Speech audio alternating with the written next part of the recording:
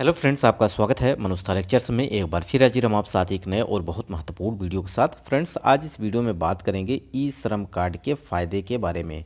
यानी ई श्रम कार्ड अगर आपने बनवा लिया है तो इसके क्या क्या बेनिफिट हैं और कहाँ पर इसका इस्तेमाल कर सकते हैं, पूरे डिटेल में आज जानने वाले हैं। चाहे आप इसका पेंशन में इस्तेमाल कर रहे हों, चाहे आप इसका कोई गैस कनेक्शन ले रहे हैं, जैसे उज्ज्वला गैस सिलेंडर के माध्यम से आपको यहाँ पे फ्री कनेक्शन सरकार दे रही है, तो वहाँ पर इसका इस्तेमाल कर सकते हैं। अगर ये ई श्रम कार्ड नहीं है तो बहुत सारे आपको बेनिफिट नहीं मिलने वाले हैं। आज इस वीडियो में 12 फ़ायदे आपके बारे में बात करेंगे कि क्या क्या आपको बेनिफिट यहाँ पे मिल सकता है। पूरे डिटेल के साथ वीडियो में बने रहिएगा। आइए वीडियो को शुरू करते हैं। सबसे पहले बात करेंगे भारत के अंतर्गत, यानी भारत सरकार के अंतर्गत अगर बात की जाए तो अभी तक 29,28,85,090 असंगठित क्षेत्र के अंतर्गत निवास करने वाले गरीब, मजदूर, किसान, श्रमिकों का एक ई श्रम पोर्टल पर जो कि इनका रजिस्ट्रेशन हो चुका है। अब असंगठित क्षेत्र की बात करते हैं। असंगठित क्षेत्र के अंतर्गत कौन आते हैं? तो असंगठित क्षेत्र के अंतर्गत वो सारे लोग आते हैं जो कि दिहाड़ी मजदूरी करते हैं या रेहड़ी पटरी पर दुकान लगा के अपनी दिनचर्या के लिए 200-400 की कमाई करते हैं। तो ऐसे लोगों के पास, जिनके पास प्रॉपर या एक निश्चित जो कि काम नहीं है, कहीं आज काम है तो कहीं कल काम नहीं है, कहीं आज यहाँ कर रहे हैं कल वहाँ कर रहे हैं, यानी कोई निश्चित स्थान भी नहीं है, तो ऐसे लोगों का डाटा सरकार एकत्रित कर रही है। आने वाले समय में किसी प्रकार की महामारी आती है, किसी प्रकार का संकट आता है, उस दौरान सरकार इन्हीं लोगों को सबसे पहले हेल्प करने वाली है। तो अभी तक आपने ई श्रम कार्ड नहीं बनवाया है तो बनवा लीजिए, क्योंकि सरकार के द्वारा जो भी बेनिफिट आपको मिलने वाले हैं वो सबसे पहले ई श्रम कार्ड वालों को ही मिलेगा। तो किसान श्रमिकों का एक श्रम पोर्टल पर रजिस्ट्रेशन कराया जा चुका है, यानी ई श्रम पोर्टल पर लॉन्च किया जो सरकार ने, उस पर रजिस्ट्रेशन कराया जा चुका है। वहीं सेंट्रल गवर्नमेंट की तरफ से ई श्रम पोर्टल पर माध्यम से 38 करोड़ से अधिक जो कि लाभार्थियों को यहाँ पे जो कि सूची बन चुकी है। तकरीबन 10 करोड़ श्रमिकों को और नए रजिस्ट्रेशन होना बाकी है। इस योजना के माध्यम से असंगठित क्षेत्र में आने वाले लोगों को लाभ प्रदान करने का एक बड़ा लक्ष्य सरकार के द्वारा रखा गया है। अब इसमें उज्ज्वला गैस सिलेंडर जो आपको करेक्शन मिल रहा है, फ्री मिल रहा है, कैंप लगा के सरकार आपको दे रही है। वहीं आयुष्मान कार्ड है, वो कैंप लगा के आपको सरकार दे रही है, 5 लाख तक का आप फ्री इलाज करा सकते हैं। तो ये सारे जो बेनिफिट हैं वो आपको ई श्रम कार्ड होने के बाद ही मिलने वाले हैं। अगर आपने ई श्रम कार्ड नहीं बनवाया है तो इन सभी चीज़ों से आप वंचित हो सकते हैं। वहीं सरकार ने अगर बात की जाए तो कोरोना काल में यूपी सरकार ने जो ई श्रम कार्ड वाले व्यक्ति जितने भी थे उन लोगों को 500-500 रुपये की किस्त प्रोवाइड की थी। इसी प्रकार से बहुत सारे राज्यों ने ई श्रम कार्ड धारियों को बहुत सारे बेनिफिट भी दिए हैं। तो असंगठित क्षेत्र के अधीन आने वाले गरीब मजदूर खातों में यहाँ पे 500 से लेकर 1500 तक की धनराशि भेजी जा रही है। जैसे जैसे योजना के अंतर्गत टारगेट पूरा हो रहा है, सरकार इस पर ज़्यादा से ज़्यादा यहाँ पे बेनिफिट देने की बात कही जा रही है। वहीं इस योजना के अंतर्गत अभी तक 38 करोड़ हो गए हैं। अभी यहाँ पे 10 करोड़ और यहाँ पे सरकार जो कि डाटा मांग रही है। तो जिन लोगों ने अभी नहीं बनाया है तो ई श्रम कार्ड बनवा लें।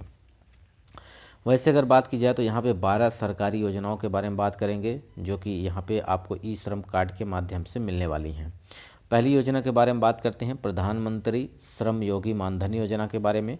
तो ये आप 55 रुपये से 200 रुपये जमा करके आप 3,000 की हर महीने आप जो कि पेंशन ले सकते हैं जब आपकी उम्र 60 साल हो जाए। क्योंकि उम्र जब ज़्यादा हो जाती है तो उस दौरान कोई भी ध्यान नहीं रखता है, तो इसको ध्यान में रखते हुए सरकार ने ये योजना लॉन्च की है, प्रधानमंत्री श्रम योगी मानधन योजना। अब इसमें आप बहुत कम पैसे देकर अपने आने वाले भविष्य को सुधार सकते हैं। तो बहुत सारे लोग हैं जिन लोगों को ज़रूरत है, तो अगर आप अभी समझ गए तो बहुत अच्छी बात है। वहीं national pension scheme for traders की बात की जाए तो यहाँ पे भी आपको जो कि 60 वर्ष की उम्र में यानी 55 से 200 रुपये जमा करते हैं तो यहाँ पे 3,000 रुपये की पेंशन प्रोवाइड कराई जाएगी सरकार के द्वारा हर महीने। वहीं एक मुश्त किस्त आप दे के यानी 435 रुपये दे करके 436 रुपये देकर यहाँ पर प्रीमियम 12 महीने में, जो कि 1 साल देना है, 12 महीने में यानी 1 साल में एक बार, तो ये आपको 2,000 का मृत्यु समय बीमा आपका मिल रहा है, यानी एक्सीडेंटल बीमा है। अगर किसी प्रकार की एक्सीडेंट होती है तो सरकार आपको यहाँ पे प्रोवाइड कराएगी। वहीं यूपी सरकार की बात करते हैं, अगर किसी भी किसान का जिसका एक्सीडेंट होता है रोड पर तो वहाँ पे 5 लाख रुपए आपको एक्सीडेंटल यहाँ पे बीमा सरकार प्रोवाइड करती है। तो अब सारे डॉक्यूमेंट्स होने चाहिए। पहले तो ई श्रम कार्ड आपके पास होना चाहिए, दूसरा आपके पास बैंक अकाउंट होना चाहिए। अगर ये सारी चीज़ें हैं तभी आपको ये सारी सुविधाएं मिलने वाली हैं। प्रधानमंत्री सुरक्षा बीमा योजना के अंतर्गत प्रतिवर्ष अगर बात की जाए तो 20 रुपये प्रीमियम देकर 2 लाख से 1.5 लाख तक या 1 लाख तक का आपका यहाँ पे एक्सीडेंटल कवर प्राप्त कर सकते हैं। मृत्यु होने पर यहाँ पर 2 लाख रुपए और दिव्यांग होने पर यहाँ पे 1 लाख रुपए सरकार प्रोवाइड कराएगी।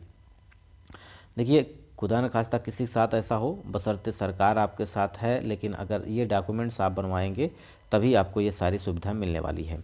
अटल पेंशन योजना के अंतर्गत बात की जाए तो आप जो भी हिसाब से आप प्रीमियम देंगे उस हिसाब से आपको यहाँ पे 1,000 से लेके 5,000 प्रति माह यहाँ पे पेंशन सरकार द्वारा प्रोवाइड कराएगी।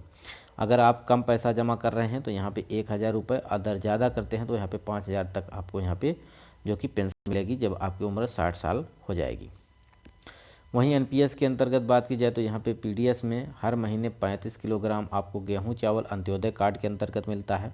तो अब इसको यहाँ पे सरकार बदलने जा रही है। अब आपको जो 21 किलो चावल मिलता था, अब 21 की जगह आपको क्या मिलेगा, 11 किलो चावल मिलेगा और 10 किलो यहाँ पे आपको मिलने वाला है बाजरा।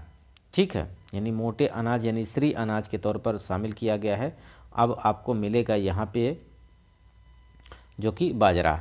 ठीक है, तो इसके अलावा अगर बात की जाए तो यहाँ पे 15 किलो जो आपको यहाँ पे मिलने वाला है गेहूँ मिलने वाला है।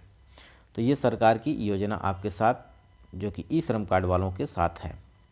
प्रधानमंत्री आवास योजना के अंतर्गत बात की जाए तो गांव में रहने वाले उनको 1,20,000 रुपये, शहर में रहने वाले यहाँ पे 1,30,000। और बात ये भी कही जा रही है कि जो प्रधानमंत्री आवास योजना है इसमें 2.5 लाख तक भी आपको यहाँ पे सरकार दे रही है उन सभी गरीब व्यक्तियों को जो बीपीएल श्रेणी में आते हैं, गरीबी रेखा से नीचे काम कर रहे हैं, जिनके पास घर नहीं है रहने की। तो यहाँ पे ये सरकार आपको सुविधा प्रोवाइड कर रही है कि प्रधानमंत्री आवास योजना के माध्यम से आपको घर पक्का मिले। वहीं उत्तर प्रदेश सरकार की बात करते हैं तो यहाँ पे भी उत्तर प्रदेश सरकार 1,20,000 आवास के लिए प्रोवाइड कर रही है। तो ये सारे डॉक्यूमेंट्स अगर आपके पास होंगे, ई श्रम कार्ड, बैंक पासबुक, तभी आपको ये सारी चीज़ें मिलने वाली हैं। ठीक है, तो वहीं अगर बात की जाए सरकार की स्कीमों के बारे में तो आयुष्मान भारत प्रधानमंत्री जन आरोग्य योजना के माध्यम से 5 लाख तक का आपको बीमा मिल रहा है, जिसमें बीमारी का निःशुल्क इलाज करा पाएंगे आयुष्मान कार्ड के माध्यम से। यानी इसमें किसी भी प्रकार की बीमारी है जिसे आप इलाज करवाना चाहते हैं तो आप फ्री में करवा सकते हैं।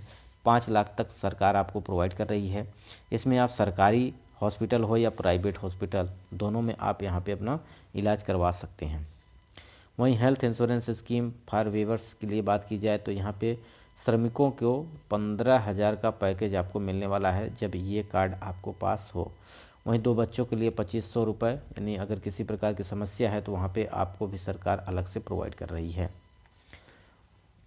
ठीक है फ्रेंड्स, तो अब ई श्रम कार्ड कौन कौन बनवा सकता है, पात्रता की बात करते हैं तो यहाँ पे 16 वर्ष की उम्र होनी चाहिए, आप अधिक होनी चाहिए और 59 साल से कम होनी चाहिए। तो कामगार, श्रमिक, नागरिक, किसान, ये सारे लोग जो हैं यहाँ पे कार्ड बनवा सकते हैं। यानी अगर बात की जाए तो जो दिहाड़ी मजदूर होते हैं, जो रेडी पटरी वाले होते हैं, उन सब के लिए श्रम कार्ड है, वही लोग बनवा सकते हैं। अब कौन कौन नहीं बनवा सकते हैं इसकी बात करते हैं।